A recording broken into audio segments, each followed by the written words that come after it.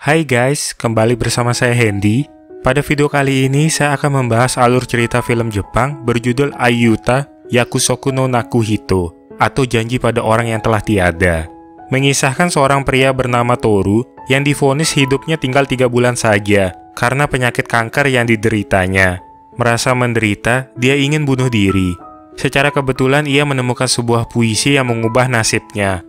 Dan perlahan Toru akhirnya memiliki keberanian untuk menghadapi rasa cintanya. Ketika ia kemudian bertemu seorang gadis bernama Nagi yang mengajarkan makna hidup untuknya.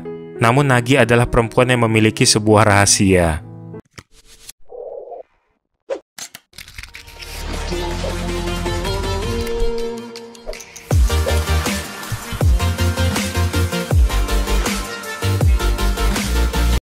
Film dimulai dengan seorang pria karyawan kantoran bernama Toru Namiya. Toru menjalani hari-harinya yang biasa, sama seperti para pekerja lainnya. Hingga suatu hari, ia mendapatkan hasil tes kesehatan yang memperlihatkan kondisi tubuhnya saat ini. Dan hasil tes tersebut mulai merubah hari-hari Toru menjadi berbeda. Di rumah sakit, Toru yang sedang melamun dihampiri oleh seorang gadis yang sedang bermain bola bersama pasien anak-anak. Namun tangannya malah gemetaran saat sadar kalau yang menghampirinya adalah seorang gadis cantik. Tanpa sepatah kata, ia pun pergi meninggalkannya. Di atap suatu gedung, Toru yang merasa putus asa bersedih, dan ia berniat untuk bunuh diri. Yang membuatnya putus asa karena penyakit kanker yang dideritanya telah mencapai stadium akhir. Dan dokter berkata kalau ini terus memburuk, maka sisa hidup Toru hanya tinggal beberapa bulan lagi. Namun saat ia melangkah, secara tidak sengaja ia melihat iklan air minum kemasan yang bertuliskan, "Bahkan lupa bahwa kau bernafas, aku menikmati setiap hari." Sesaat kemudian ada suara seseorang yang memanggilnya dari seberang, yang membuat Toru mengurungkan niatnya untuk bunuh diri. Rupanya pria memanggilnya itu adalah teman lamanya saat di SMA yang bernama Tatsuya Sakamoto. Untuk menghibur Toru, Tatsuya mengajaknya pergi karaoke bersama teman-temannya. Namun Toru mengatakan kepada semuanya, kalau hidupnya tidak akan lama lagi. Tatsuya yang mendengar itu justru ingin Toru bahagia dan tidak kehilangan harapan. Karena itulah Tatsuya secara khusus menghubungi teman-temannya dan mengajak Toru ikut bersamanya malam itu. Yang terpenting bagi Tatsuya, saat ini Toru masih hidup. Dan apapun keinginan Toru dalam 3 bulan ini, akan Tatsuya coba wujudkan. Tapi Toru berkata kalau dia tidak memiliki daftar keinginan apapun. Secara spontan, Tatsuya mengambil ponsel Toru untuk menginstal aplikasi hitung mundur, di mana ia men-set waktu 90 hari. Dengan begitu, Toru bisa menikmati sisa harinya dan melupakan hal-hal yang membuatnya putus asa. Ketika pulang, Toru menemukan sebuah buku yang terjatuh di tengah jalan. Ia pun membuka halaman buku tersebut dan menemukan kalimat yang sama dengan yang ia lihat di papan iklan. Akhirnya Toru melanjutkan membaca buku puisi itu halaman demi halaman, yang isinya tentang mensyukuri nikmat hidup yang kita dapatkan seperti bernafas setiap detik yang mungkin dilupakan oleh orang-orang yang telah kehilangan harapan hidupnya. Setelah membaca itu, secara perlahan air matanya menetes. Beberapa saat kemudian, ada seorang gadis yang menghampirinya. Rupanya buku puisi itu adalah milik gadis itu. Namun saat ia melihat Toru yang mengusap air matanya, gadis itu memilih untuk memberikan buku tersebut pada Toru. Gadis bernama Hirono Aikawa itu berkata, alasannya memberikan buku puisi itu pada Toru karena dulu ia juga menangis saat pertama kali membacanya, sama seperti yang dialami oleh Toru. Penulis buku puisi berjudul Kei adalah seorang gadis berusia 14 tahun. Gadis tersebut menulis puisi sambil terbaring di rumah sakit saat melawan penyakitnya. Namun gadis itu diketahui telah meninggal 4 tahun yang lalu. Aikawa juga ternyata pernah hampir meninggal karena kecelakaan, dan seseorang yang menjenguknya memberikan buku tersebut pada Aikawa. Sejak saat itu, Aikawa bisa melanjutkan hidupnya, entah baik atau buruk. Keesokannya, Toru pergi mengunjungi ibunya untuk mengatakan kondisinya. Sebelum anaknya berbicara, naluri seorang ibu langsung tahu kalau anaknya sedang ada masalah. Ia memberikannya uang, namun Toru menolaknya. Karena bukan itu tujuan kedatangannya. Tapi tetap saja ibunya yang khawatir saat melihat tubuh anaknya semakin kurus, ingin Toru lebih memperhatikan kesehatannya, sambil memaksa memasukkan uangnya ke dalam tas Toru. Faktanya, ayahnya juga meninggal disebabkan oleh kanker. Akhirnya Toru mengurungkan niatnya, karena tidak ingin membuat ibunya khawatir dan sedih. Ketika di rumah sakit, lagi-lagi Tatsuya menghampiri Toru. Ia memberi saran agar Toru bisa mendapatkan kekasih. Namun hal itu membuat Toru jengkel. Bagaimana bisa dirinya yang sebentar lagi akan mati, bisa menyukai seseorang? Ia merasa Tatsuya tidak mengerti perasaannya. Beberapa saat kemudian, seorang gadis di sampingnya berkata kalau Toru harus bisa mensyukuri hidupnya walau itu singkat. Namun Toru menganggap hidup yang ia jalani tidak semudah omongan gadis tersebut. Tiba-tiba saja gadis itu membuka wignya yang membuat Toru terkejut. Ia pun langsung meminta maaf, karena Toru tidak menyangka gadis bernama Nagi itu yang selalu terlihat ceria, ternyata juga menderita penyakit mematikan. Yang lebih membuat Toru terkejut adalah kamar pasien tempat Nagi dirawat. Ruangan tersebut seperti sudah menjadi tempat tinggal Nagi sejak lama. Bahkan Nagi belum bisa melanjutkan sekolahnya, sebab kondisi penyakitnya yang membuatnya tidak boleh meninggalkan rumah sakit. Satu-satunya yang menjadi impian Nagi, ia ingin melihat matahari terbit dari cakrawala atau garis horizontal. Faktanya, ternyata Nagi adalah penulis buku puisi berjudul K yang sebelumnya dibaca Toru, dan telah mempengaruhi semangat hidupnya. Jadi sebenarnya sang penulis puisi masih hidup. Sejak penyakit kanker darah Nagi memburu 4 tahun yang lalu, sebagian besar waktunya ia habiskan di rumah sakit.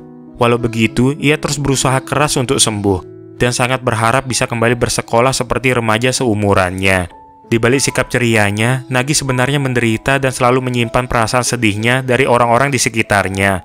Biasanya orang-orang yang mengunjungi Nagi selalu memberikannya hadiah piyama, tapi yang diberikan Toru justru berbeda. Ia memberikannya seragam sekolah lengkap. Dengan menaiki sepeda, secara diam-diam Toru mengajak Nagi pergi menuju sekolah bersama. Suasana di sekolah menjadi suatu pemandangan yang asing bagi Nagi. Tapi ia berusaha membaur dengan murid-murid lain yang juga ramah padanya. Bahkan Toru juga sampai ikut menyamar sebagai murid, walau sebenarnya ia sudah lulus sekolah hanya demi bisa mewujudkan harapan Nagi. Toru penasaran dengan arti judul buku puisi K, dan Nagi pun menjelaskan kalau K merupakan singkatan dari kata kimochi, yang memiliki arti rasa atau perasaan. Tiba-tiba seorang guru menghampiri mereka. Namun guru tersebut curiga karena tidak pernah melihat mereka di antara para murid, yang membuat keduanya langsung melarikan diri. Nagi yang penasaran mencoba bertanya apa ada cewek yang Toru sukai. Tapi Toru mengatakan kalau saat ini ia belum memikirkan hal itu. Akhirnya Toru mengajak Nagi ke rumahnya. Di sana Nagi diajari memasak oleh ibunya Toru. Dan Toru sangat senang melihat wajah Nagi yang begitu ceria. Bahkan Nagi memperkenalkan dirinya pada Tatsuya, yang langsung membuat Tatsuya terkejut, karena ia tidak mengira penulis puisi yang selama ini ia kagumi, ternyata masih hidup dan sekarang ada di hadapannya. Ketika makan malam, ibunya akhirnya tahu kalau Toru sedang sakit. Ia sedih kenapa putranya tidak memberitahu kondisinya. Alasan Toru, sebab ia tidak ingin membuat ibunya khawatir setelah apa yang dulu dialami ayahnya. Menurutnya, rasa khawatir itu tidak akan menyembuhkan penyakitnya, karena pada akhirnya semua manusia akan meninggal sendirian. Tapi Nagi tidak setuju dengan perkataan Toru. Bukan soal meninggal nanti, tapi bagaimana seorang manusia bisa menikmati sisa hidupnya bersama orang-orang yang begitu mencintainya. Perkataan Nagi itu membuat Toru sadar, dan ia berjanji pada ibunya untuk selalu mengabari kondisinya. Ibunya hanya bisa mengangguk dan tersenyum. Walau sebenarnya sebagai seorang ibu, tetap saja ia selalu menyembunyikan perasaan sedihnya, dan tidak rela anaknya menderita apalagi harus kehilangannya. Di luar, Toru hanya bisa menangis, sambil ditemani Nagi yang berusaha menenangkannya. Toru tidak bisa membayangkan bagaimana ibunya nanti saat ia telah tiada. Saat berjalan pulang, Toru memberitahu Nagi kalau dulu Tatsuya adalah seorang anggota band berbakat di sekolahnya. Nagi pun antusias dan ingin mendengarkan lagu-lagu Tatsuya. Namun Tatsuya memberi syarat, jika Nagi menulis puisi lagi, maka ia akan mengubahnya menjadi sebuah lagu untuknya. Toru pun mengajak Nagi ke suatu pantai. Ia berencana mewujudkan keinginan Nagi yang ingin melihat matahari terbit. Di sana Nagi menceritakan apa alasannya berhenti menulis puisi lagi. Sebab ia telah menuangkan seluruh hidupnya pada puisi yang ditulisnya. Kemudian sesudahnya, ia hanya bisa menunggu kematian dan sudah tidak bisa menulis apapun lagi. Ketika matahari akan terbit, Toru mencoba membangunkan Nagi. Tapi berkali-kali ia memanggilnya, Nagi tetap tidak bangun dari tidurnya. Merasa nyawa Nagi dalam bahaya, Toru pun langsung menghubungi rumah sakit untuk segera menjemput mereka. Beruntung Nagi terselamatkan. Toru pun meminta maaf pada kedua orang tua Nagi atas kejadian ini. Namun ayahnya berkata kalau selama ini mereka sangat berharap Nagi bisa hidup lebih lama, walau itu cuma sehari. Jadi sang ayah menantang Toru untuk bertemu lagi dengan Nagi demi keselamatan putrinya. Keesokannya Toru kembali menjenguk Nagi secara diam-diam. Di sana ia melihat Nagi yang terbaring lemah. Toru akhirnya menyadari perasaannya yang terdalam kalau ia begitu menyayangi Nagi, dan berharap bisa mewujudkan segala impian Nagi yang belum terpenuhi. Sisa waktu di timer ponselnya adalah 14 hari. Perlahan kondisi tubuh Toru juga semakin memburuk, sampai akhirnya timer menunjukkan 0 hari. yang berarti Toru telah melampaui waktu sisa hidupnya. Di rumah sakit, ibunya Nagi tidak sengaja membaca buku tulis putrinya. Ia terkejut saat melihat sebuah puisi yang ditulis oleh Nagi setelah sekian tahun tidak pernah menulisnya lagi. Pada suatu malam, Toru akhirnya memaksakan dirinya untuk pergi ke tempat Nagi tanpa memperdulikan kondisinya. Ia akhirnya mengatakan perasaannya pada Nagi kalau ia selalu mencintainya dan ingin mewujudkan impian terakhir Nagi. Mendengar itu, Nagi meneteskan air matanya. Ia terharu karena sejak awal pertemuan mereka, Nagi sudah mencintai Toru. Beberapa saat kemudian, ibunya terbangun. Tapi Nagi mengatakan keinginan dan harapannya untuk pergi bersama Toru. Walau merasa berat, akhirnya ibunya mengizinkan Toru membawa putrinya untuk mewujudkan impiannya. Bahkan ibunya sampai menyiapkan pakaiannya. Dan Nagi hanya bisa berterima kasih pada ibunya. Sebab seperti apapun perlakuannya, seorang ibu selalu berharap yang terbaik untuk anaknya.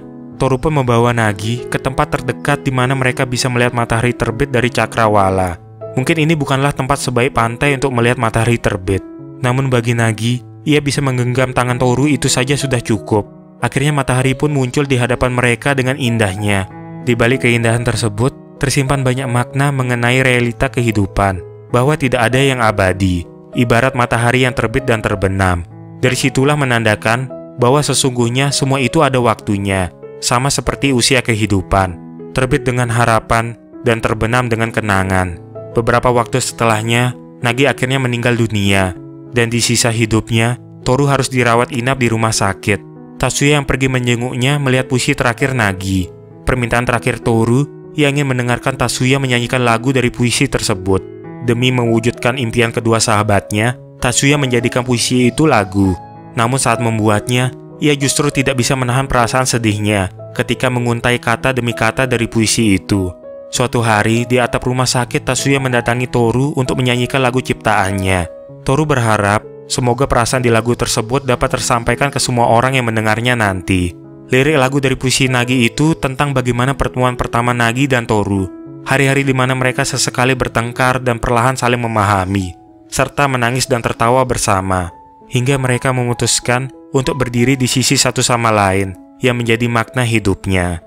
Berkat bantuan Tatsuya, impian bersama Toru dan Nagi pun bisa terwujud, dan beberapa waktu kemudian, Toru akhirnya meninggal dunia menyusul Nagi. Sedangkan di suatu tempat, Tatsuya membuka ponselnya, di mana terlihat kalau ia juga menggunakan aplikasi yang sama dengan yang digunakan oleh Toru. Jadi bisa disimpulkan, sebenarnya selama ini Tatsuya menyembunyikan penyakitnya, yang sama seperti dialami oleh kedua sahabatnya. Saat ini yang bisa ia lakukan hanya terus menjalani harinya, dan menikmati tiap detik sisa hidupnya. Film pun berakhir. Hikmah yang dapat kita ambil dari film ini adalah tentang bagaimana kita bersyukur atas nikmat hidup yang mungkin sudah dianggap biasa oleh sebagian orang. Bersyukur kita masih mampu bernafas, masih mampu bergerak, masih mampu berpikir dan masih hidup. Andainya pagi tadi kita bangun dari tidur dan tidak dapat melihat ataupun mendengar, apakah kita mampu beranjak dari tempat tidur kita? Banyak sungguh nikmat hidup yang kita peroleh sejak lahir setiap hari, tanpa perlu belajar ataupun membayarnya. Di luar sana, banyak orang yang sedang berjuang tiap detiknya agar bisa terus bernafas dan bertahan hidup. Jadi janganlah pernah merasa hidupmu tak berarti apa-apa. Hidup yang hanya sementara ini seharusnya bisa dijadikan lebih bermakna agar tak berakhir sia-sia. Cukup pikirkan hari ini saja, dan jangan cemaskan hari esok yang belum terjadi. Sebab hari esok adalah misteri, dan hari ini adalah anugerah. Terima kasih yang sudah menonton di channel ini, dan sampai jumpa lagi di kesempatan lainnya.